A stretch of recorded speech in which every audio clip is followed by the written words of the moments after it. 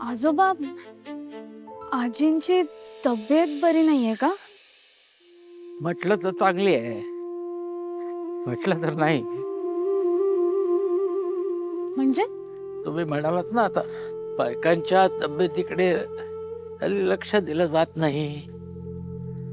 आमचं पण असंच झालंय.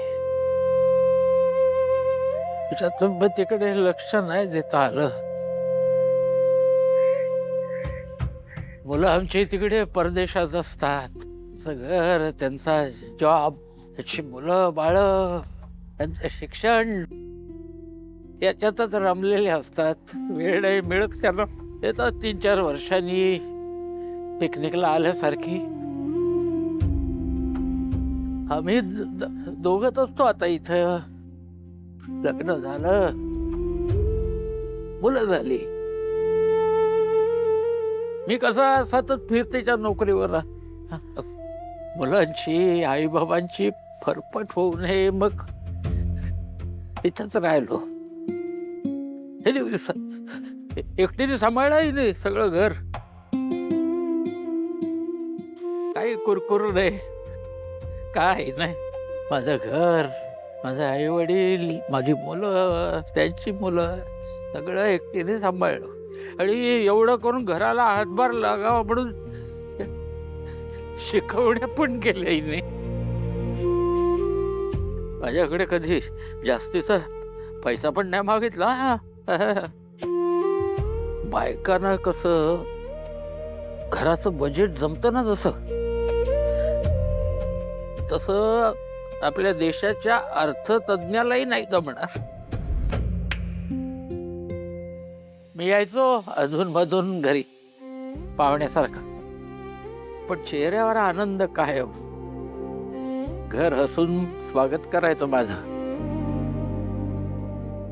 तक्रारीचा एक सूर सुद्धा मी कधी बघितला नाही आलेला. तेव्हा मी कसं स्वप्न पाहायचो, रिटायर होऊन छान पैकी एकत्र राहायचं, भरपूर एकमेकांना वेळ द्यायचा, छान बाग करायची, बागेत आपण रमायचं, नातवंडांना खेळवायचं, अशी स्वप्न पाहिली होती. त्यावेळेला आई वडील गेले, मुलं गेली परदेशात निघून. कसं आहे, वयाचा काटा असतो ना, तो आता थांबत नाही, कधी असं फिरत राहतो सतत. त्यामुळे एकटे पण जाणवत राहिलं तिला सतत. मी माझ्या कामात, माझं लक्षच नाही घराकडे. ते घरी एकटीच असेल, स्वतःकडे दुर्लक्ष करत असतील. कसं आहे म्हणते, रिकाम घर ना खायला उठतं ग माणसाला. हे माझ्या लक्षात नाही आलं कधी. एक दिवस अचानक आला फोन शेजाऱ्यांचा. 2 दिवस घरातच नाही म्हणाला. माझ्या छातीत एकदम धस झालं. मिळेल ती गाडी पकडून आलो मी इथे ताबडतोब. शोधतो इकडे तिकडे, घरात पत्ता नाही, कुठे सापडली माहिती आहे मला. आमच्या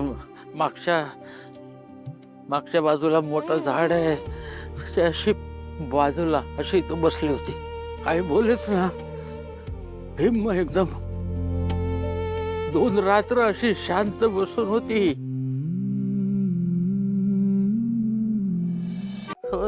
पुढे जाऊन विचारलं तिला, काय ग, काय झालं. अशी बघत राहिली माझ्याकडे. ओळखलंच नाही मला तिनं. मलाच काय, स्वतःला सुद्धा नाही ओळखलं तिनं. पायाखालची जमीन सरकली माझ्या. पण डॉक्टरांनी त्या आजाराला एक छान नाव दिलं, अल्झायमर. त्या क्षणाला ठरवलं मी, नोकरी सोडून दिली, आलो इथे. इतकी वर्ष मी नसताना सगळ्यांचं सगळं केलं तिने एकटीनं. आता आहे मी तुझ्या बरोबर आहे आता. पण कधी कधी समजत नाही तिला. एक बरं आहे, त्यातलं दुःख सुद्धा समजत नाही तिला. आमच्या आयुष्यातले जे जे सुंदर क्षण आहेत ना, जे जे छान गोष्टी, तेवढ्यात तिला सांगतो मी. वाईट आता काही सांगायचं नाही तिला, असं ठरवलंय. तरच तिनं माझ्या पुन्हा प्रेमात पडावं असं मला सारखं वाटतं. आज वाटतं मला बायकोकडे अजून थोडं लक्ष द्यायला हवं होतं मी. थोडा वेळ द्यायला हवा होता तिला. तुम्हाला सांगतो बाळांनो, जोपर्यंत शक्य असेल तेवढं तुम्ही एकमेकांचा सहवास घ्या. खूप बोला एकमेकांशी, भरपूर एकत्र वेळ घालवा. हा, वेळ कधी येईल सांगता येत नाही.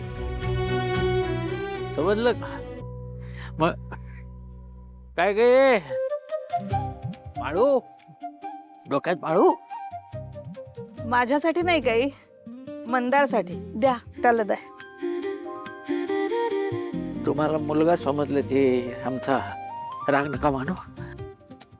अगं तो मंदार नाहीये, पावडे ते सर्वेला आले. सर्वे. जय जय खानोलकर. जय तू जय जय. आपल्या मुलासारखंच आहे. हा, तिला बरं वाटलं असेल तुम्हाला भेटून. हा, मुलगा परत आला असं वाटतं तिला. तुमचा काय तो सर्वे झाला का? झालं. सर्वेपेक्षाही जास्त काहीतरी दिलं तुम्ही आम्हाला. आयुष्यवंत हो. या. हो, यशस्वी हो. निघूया. हो.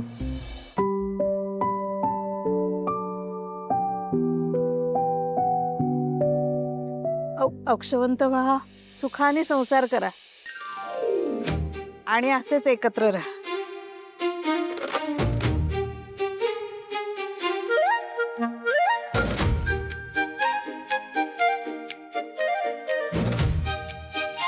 असं काही नाहीये. आम्ही फक्त एकत्र काम करतो. नवरा बायको नाही येत ती. सर्वेसाठी आले, सर्वेसाठी. हा, सर्वे. हा, सर्वेसाठी या. आणि तसंही याचं लग्न होणं जरा अवघडच आहे. का? ह्याला बायकांचा राग येतो. बायकांचा राग? सुरुवातीला सगळेच म्हणतात. मी पण माझ्या वयात असंच म्हणायचो. ठरवलं होतं लग्न करणारच ते, ब्रह्मचारी राहणार. कुठले काय, ही भेटली, आयुष्य बदललं. थोडी ती बदलली, थोडं मी बदललो. आयुष्यात नकळत कोणीतरी येतं आणि मग आपण स्वतःला बदलायला लागतो नकळत आपल्या. कधीही तो विचार केलेला नसतो, तो आपण सहज करून जातो. काय प्रेमात जादू असते तशी थोडी. तुझ्या पण आयुष्यात येईल बघ असा कोणीतरी, तुला पण बदलून टाकेल. त्या दिवशी तुला हा आजचा दिवस आठवेल बघ. बरं आजोबा, येतो. ये जा. इथं कधी आजूबाजूला आलीच नाहीये. नक्की. हा, नाव काय तुझं? शर्वरी सुभाष परब. येते.